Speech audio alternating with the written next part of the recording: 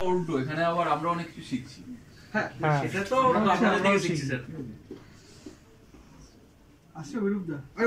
ধরো আমি যদি শুভজিতের কাছে জ্ঞান নিই, শুভজিৎ আমার গাছ কিভাবে হয় সেই জ্ঞান শুভজিৎ যেভাবে দেবে আমরা কেউ দিতে পারবো না।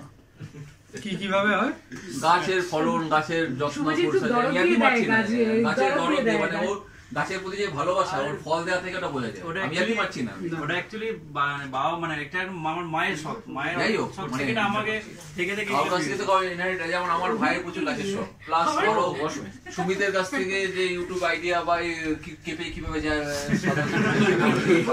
আর বাংলা তোর টপিকটা কি নিয়েছে?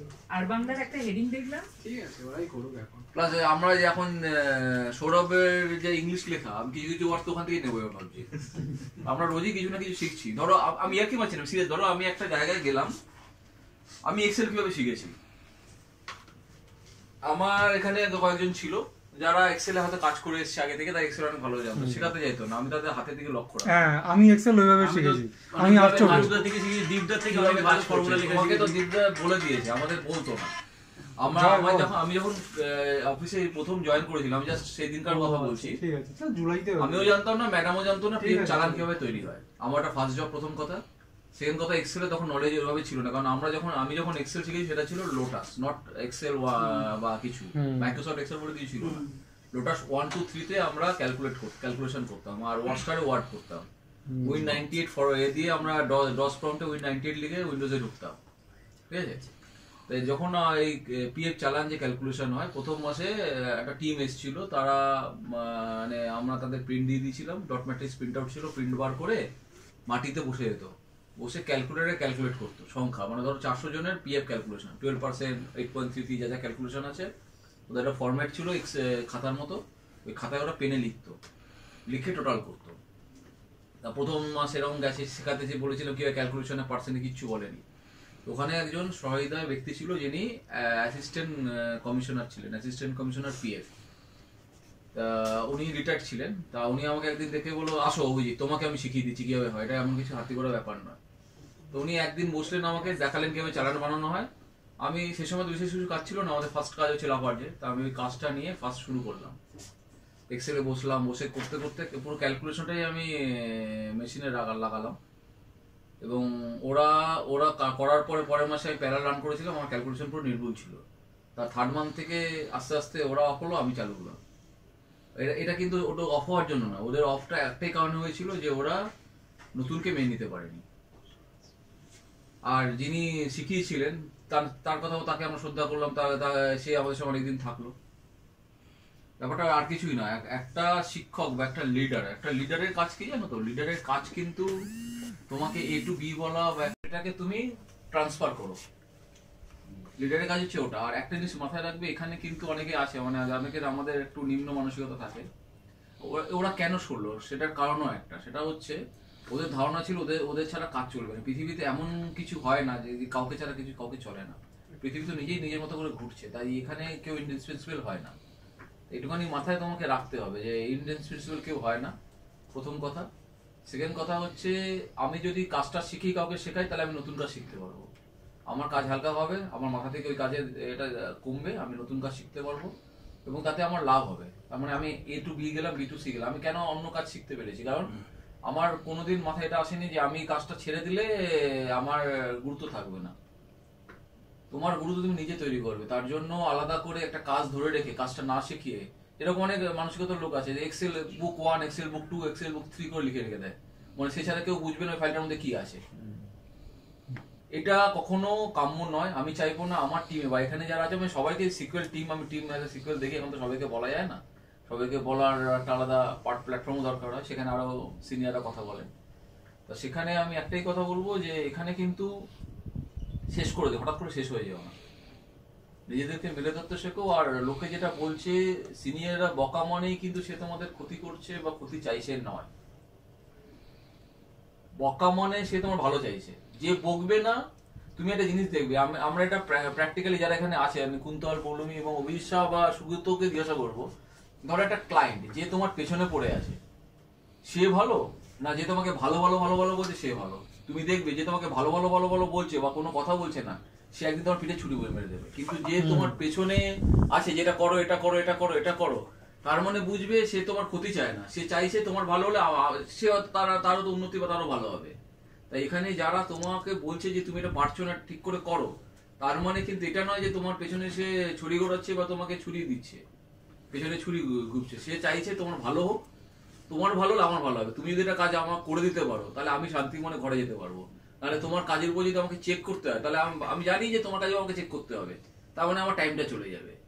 প্লাস আরেকটা জিনিস মাথায় রাখবে যে একটা দায়িত্ব নেওয়া শেখে। ধরো এমন আমি অনেক জায়গায় দেখেছি, আর অনেক কেসে আমি শুনছি বা হচ্ছে, এটা একটু চেক করে দাও। মানে আমি করার পর কেন চেক হবে? আমি যখন শিখিয়ে দিয়েছি, তার মানে তোমাকে আস্তে আস্তে দায়িত্ব নেওয়ার জন্য তোমাকে বলা হচ্ছে। আর দায়িত্ব ছাড়লে তবে লোকে শিখতে পারে, আর দায়িত্ব ছাড়াও হয়। কিন্তু অনেক সময় এটা আসে যে না হচ্ছে না, একটু আমাকে দেখাও বা কাউর পিছনে থাকতে হবে আমাকে, এটা নয়। তুমি যদি বুঝতে না পারো 10 বার জিজ্ঞাসা করো, কিন্তু তোমাকে সেটাকে ঠিক করে বুঝতে হবে। বুঝতে না পারলে 10 বার জিজ্ঞাসা করো, 10 বার বোঝাবে। 10 বার যদি কেউ না বোঝায়, ধরো কুন্তল বোঝালো না অভিরূপকে, অভিরূপ আমার কাছে আসবে যে কুন্তল আমাকে বোঝাচ্ছে, তারপর কুন্তল কি করে বোঝাচ্ছে সেটা আমি বুঝবো। কিন্তু জিনিসটা হচ্ছে আমি যদি বুঝতে না পারি 10 বার কোশ্চেন করবে, প্রথমে তারপরে হয়নি যেমন এরকম, এটা যেন না হয়। আমি সব বুঝে গেছি, আমি সব জানতাম। অনেকে আছে দেখবে স্কুল লাইফে সব মাথা নাড়ে, সব মাথা নাড়ে, কোশ্চেন করলে ওটা যেন না হয়। কোশ্চেন যত করবে তত ধার বাড়বে। আর অনেক সময় জিনিস আমি সব আগেও বলেছি, আর একবার বলছি, যে অনেক সময় কি হয়, আমরা কিছু জানি জিনিস, হয়তো দেখলাম যে জিনিসটা ঠিক হচ্ছে না, সিনিয়রদের ভয়ে, বা আমাকে বোকা ভাববে এই ভয়ে, বা আমি এটা ভুল ভাবছি এই ভয়ে, অনেক ভাইটাল জিনিস যেটা মিস হয়ে গেছে সেটা পরে গিয়ে বড় আকার ধারণ করেছে। তা এটাকে মাথায় রেখো, এটাই আমার বলার ছিল।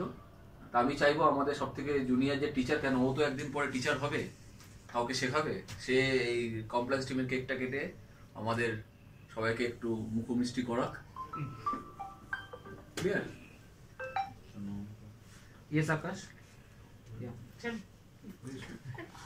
Now we can join. যে যারা নতুন জয়েন করেছে তারা সবাই মিলে ওকে ঋতব্রত, দেবজ্যোতি, সায়ন, রূপম,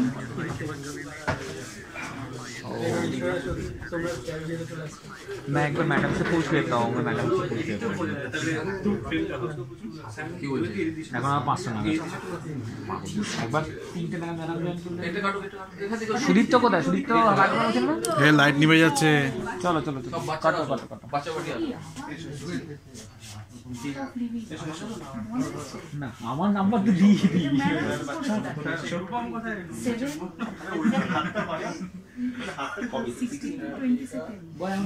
মার্কেটিং আছে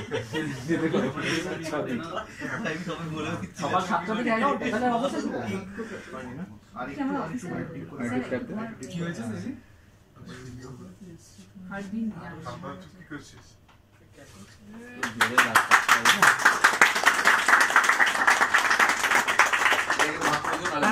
বড় কেউ পেয়ে যাবে।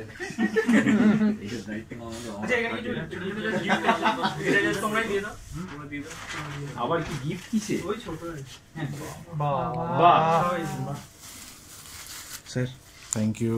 এই নাও, যারা খেতেছো তারা একটু একটু করে থ্যাংক ইউ থ্যাংক ইউ। ওটা নিলে ঠিক আছে।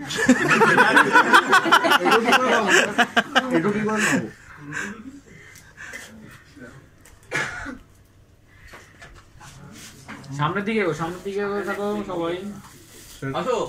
ধন্যবাদ ধন্যবাদ ma'am. Thank you so much. আর কে বাকি আছে? ও স্যার রাখো। আরে রনি, সবাই এসো এসো এসো, এক করে এসো। লজ্জা পাস না শোনো। আমার হাত থেকে নিতে পছন্দ করছে না। আরে না না স্যার, কি বলি? আরে না না স্যার, যোগী না স্যার, আপনি খাই দিন স্যার। হ্যাঁ নিন। তাই এদিকে আসো। যোগী রূপম নিয়েছিস? দীপ। হ্যাঁ স্যার। আরে শুভজিৎ, এদিকে অত বড় হাত করে দিলে পুরো মুখ খা বড় করলে আর কে আছে? আসো রনিত নিয়েছিস? রনিত নিয়েছিস? এন্টো যা দেন এ সৌরভ মেহেদি ওরা নিয়েছি, এদিকে চলে আয়। মেহেদি সেয়ন নিয়েছি চলে আয়, চলে আয়, চলে এসো। এ যাও নিয়ে নাও এই রূপম আর রূপম কোথায়? রূপম আর সায়ন দীপ বাকি আছে, দীপ চলে এসো, অভিরূপ চলে এসো। সামনে দেখছি ওটাই বড় ব্যাপার। সায়ন খায় না তো কিছু, খাওয়ার উপর আছে। চলে এসো, চলে এসো। এই যে দীপ আর এই আছে। দীপ আছে, অভিরূপ আছে, আর কেউ আছে না? সবাই হয়ে গেছে না? বাচ্চাদের সবাই হয়ে গেছে। বাচ্চাদের জয়ত্রী বাটি আছে। জয়ত্রী বাকি আছে। জয়ত্রীও আমার কাছে বাচ্চাই। আমার কাছে কুন্তলও বাচ্চা, অভিজিৎ সাহাও বাচ্চা। অভিষেক বড় তো, তাই একটু চেয়ারের ফটো ফাটো দিলে ভালো হবে।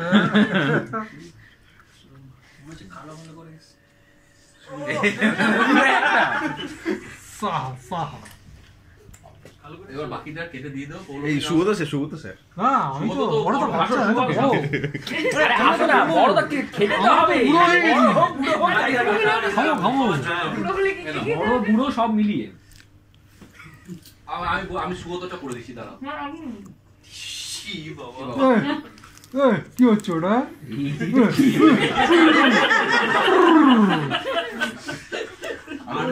আরেকটু কমালে খালি শুধু কেকটা লেগে থাকতো। এই তো স্যার ঠিক জায়গাটা। এ কি ফেভিকুইক নাকি? বুঝছে না। এগুলো এডিবল না? না, ধরো আপনি খাওয়ার পরে তো বুঝতে পারবে। না, এবার দুজনে জোরে খাও।